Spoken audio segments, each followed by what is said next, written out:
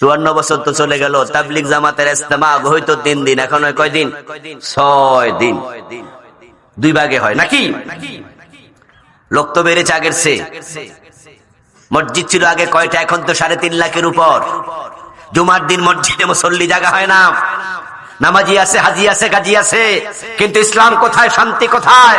সুদ তো বেড়ে যাচ্ছে, গোশত বেড়ে যাচ্ছে, মাদক বেড়ে যাচ্ছে, তাহলে কেন কাজ হচ্ছে না? ঘরে বসো, ভাবতে হবে, ভাবলে নতুন করে সূর্য উদয় হবে ইনশাআল্লাহ। নবীজি ধ্যান করেছেন, ভেবেছেন, গারে হেরায় বসলেন। আল্লাহ তাআলা জিবরিল আমিনকে পাঠালেন, নাজিল হয়ে গেল ইকরা বিসমি রাব্বিকাল্লাযী খালাক। কোরআনে কারীম আসা শুরু, আওয়াজ দিয়া পড়েন সুবহানাল্লাহ।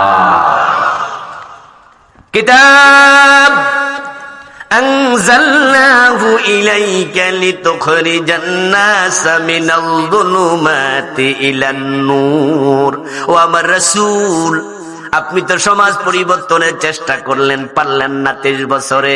এখন একটা কিতাব আপনার কাছে আমি পাঠাইয়া দিলাম, এটার মাধ্যমে চেষ্টা করুন। আমার রাসূল মাথা তুলে আবার দাঁড়ালেন, মানুষের বাড়িতে আবার কোরআন নিয়ে হাজির হলেন।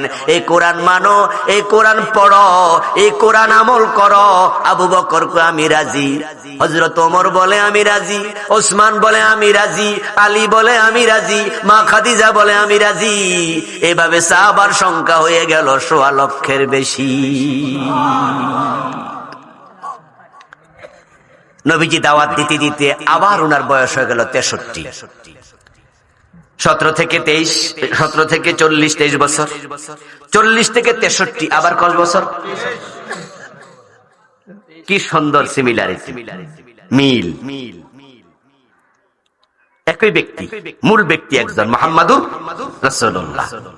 প্রথম দাওয়াতি কাজ 23 বছর, পরে আবার দাওয়াতি কাজ 23 বছর। এবার আপনারা বলুন তো, পরের অংশে কি ব্যর্থ না সফল? নরমাল না চরম? একবারে ফুলে ফলে সুশোভিত।